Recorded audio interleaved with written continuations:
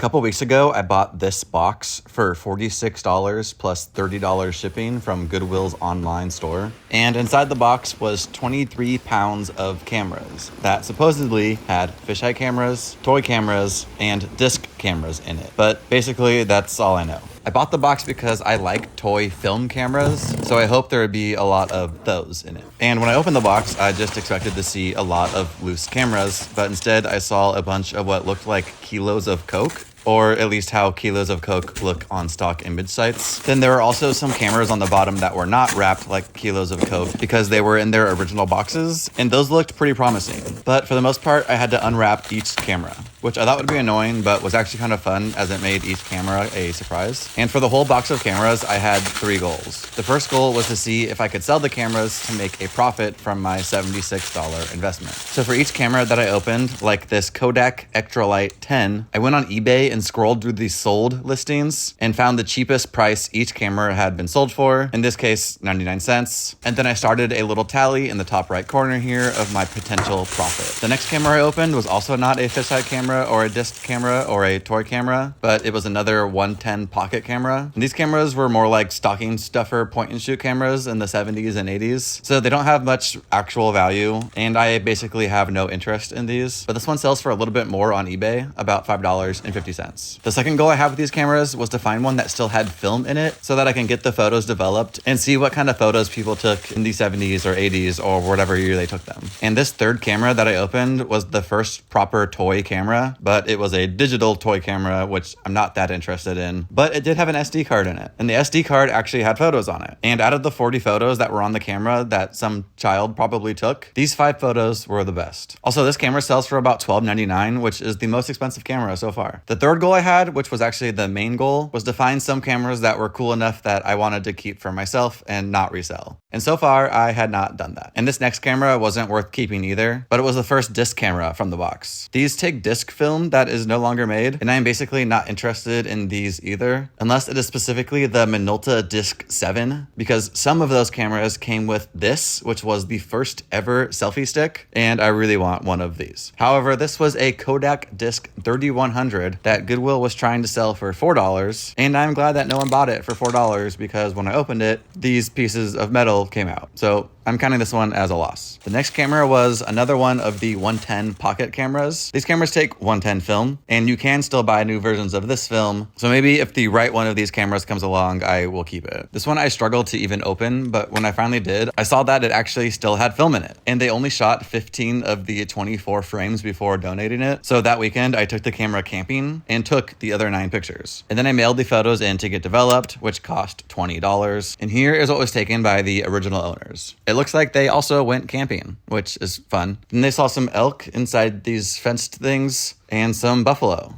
And then later they took some sick action shots at a soccer game. And those were all the photos that turned out for them. And then here are the photos that were taken by me, most of which turned out pretty off-colored and grainy because the film was probably 30 or 40 years old. But I still think it was worth $20 to develop. Also, this camera is worth about $10. The next camera was another 110 pocket camera. This one is smaller and better fits the pocket name, but it does not make it more valuable. This specific one is worth about $5. The next camera is made by some brand called Lynx that I couldn't even find on Google, but it looks kind of cool, kind of like a Holga camera. It has a 50mm lens, and it's the first 35mm camera of the box, which I am more interested in, and it is very plastic, and it is very much a toy. And this is the exact kind of film toy camera I was looking for. So this one might be a keeper. No one has ever sold one of these on eBay, so I'll just count it as $0. This next camera felt like another boring 110 pocket camera, but it was actually a sick waterproof yellow 110 pocket camera. It's called a Minolta Weather-Matic, which is a great name. And I will definitely be testing this bad boy underwater. Also, I thought this one would be worth more because it's like the others, but waterproof.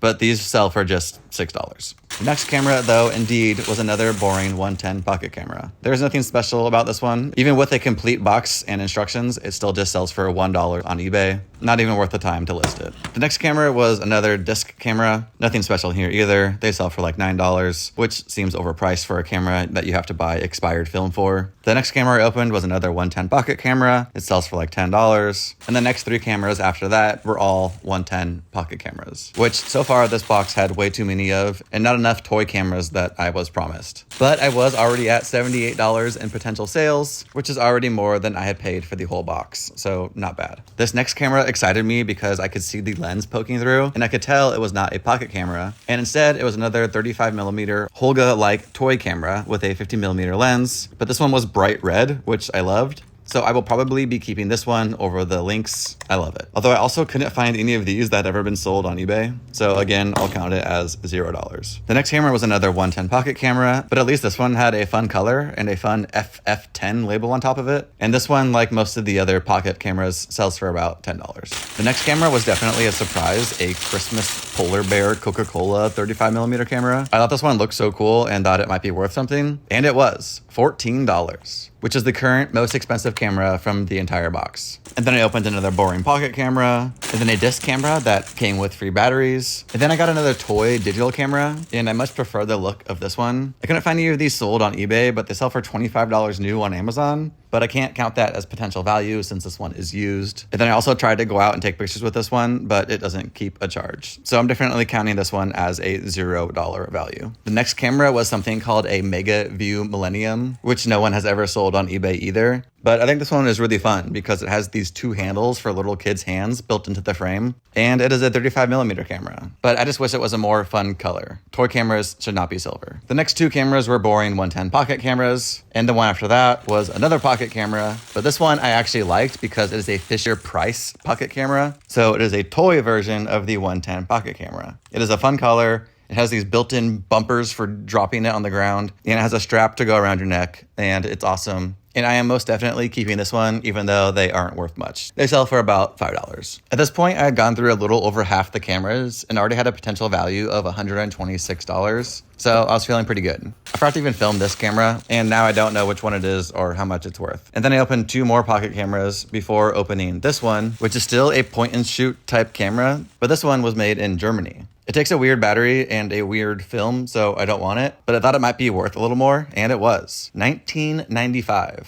Definitely not a lot when it comes to cameras, but it is a lot for all the crappy cameras that were in this box, and is now the leader for the most expensive camera. The next camera was also a fun one. It was a Polaroid iZone. They stopped making these in 2006, and they aren't worth much either, but I always thought they were cool, and I never had one, so I might keep it and try to get some old film for it. The next one was another plastic Holga-like 35mm camera. I couldn't find much about this one anywhere online, just like the other two of the same style. I think these were just cheap toy cameras that these weird nobody companies made, but I still think they're cool, and maybe I'll keep this one too. I then went on a streak of opening 5 pocket cameras in a row, and then a disc camera, and then 4 more pocket cameras, and then another disc camera. And then I opened this one that was in a case with what looked like the Time magazine logo on it. And inside the case was a Time magazine promotional camera that was in the same style as those other 35mm toy cameras that I liked. This one is definitely really cool, and I'll have to decide if I like this one or the red one better to keep. Also, this one is worth a little more than most of the other cameras so far at $13. And then I opened the last camera that was wrapped, and it was another boring pocket camera. So now it was on to the potentially fun stuff, the cameras that were in their original boxes. Firstly, there were 3 of these boxes. They are very small, they are from Kalamazoo, and they are possibly from 1989. And inside of it was a camera that also took 110 film, but this one was way cooler. It was a Kellogg's promotional camera that is super tiny, and this one had a hair on it. I looked it up, and in the 80s, you could get one of these for the low price of $4.95 plus 2 box tops from a Kellogg's product. The way this camera works is by connecting 110 film to the back of it. So you're basically holding the film as the camera body. The other 2 boxes were also Kellogg's promotional cameras. They only sell for about $7 on eBay, but I'm definitely keeping one of these. The next box was just another 110 pocket camera, and I've already opened a couple of these exact ones. But if you're wondering if the box and manuals makes this more valuable, it does. About $2 more valuable than those without it. Amazing. The next one was this Ansco 35mm camera. It's another cheap plastic camera, and it doesn't look cooler than the red one or the Time magazine one, so I won't keep it. But it does sell for about $13. Not bad. The next one was this disc camera that's still in its package, but it was definitely not new. Someone just put it back in there. And no one has ever sold one of these on eBay. The next box was super cool. It was a complete box of the Minolta Weathermatic, and the person that donated it to Goodwill left this super sweet note describing the condition of the camera, saying what kind of film to get for it, telling you that you need to replace the batteries, and not to get slides for the photos because they're super small. The only complete boxes of this I could find on eBay were brand new, which this one wasn't, but there was a similar box that was used that had less accessories for it and has sold multiple times for $25. So that brings this boxed camera into the lead for the most expensive camera I've got so far. The next camera actually wasn't in the original box. It was in a Ziploc bag, but it was another Polaroid iZone camera, and this one is much cooler looking, and it actually comes with 2 packets of the sticker film that they no longer make. The packets of film are worth like $7 each themselves, which is more than the camera. It also came with this, which I don't think is camera related. I don't know, I threw it away. And the last camera I opened just happened to be my favorite camera that was in the entire box. It's not an old camera, but it's definitely a toy film camera, which is what I wanted. It's a bright orange 35mm fisheye camera, still in its box, and I love it. I love the bright orange color. I love this little fish on the top as a reference to the fisheye lens. It's just so good. I thought the camera was used given the box's condition, but when I opened it up, it still had this silica gel inside, so it most definitely had never been used. In the box new, these sell for $35, and thus this camera takes the crown for the most expensive camera in the whole 23-pound Goodwill box. I ended up trying out this fisheye camera, but I accidentally used expired 35mm film, so most of them didn't turn out, but I did think this one picture of my nephew was pretty cool. In the end, I ended up keeping 6 of the cameras total. I kept this cooler blue iZone Polaroid camera. I kept the Fisher-Price 110 pocket camera. I kept one of the underwater Minolta Weathermatics. I kept the red 35mm toy camera. I kept one of the Kellogg's promotional cameras. And of course, the fisheye camera. So overall, if you add up all the cameras that I didn't keep, they have a potential value of $303.89. And if you add up all the cameras I did keep, it has a potential value of $72.95. However, I don't actually have any interest in selling these all individually on eBay. That sounds like a nightmare. So I just put them on Facebook Marketplace and someone picked them up for $70. So my total profit was -$6 and 6 free cameras.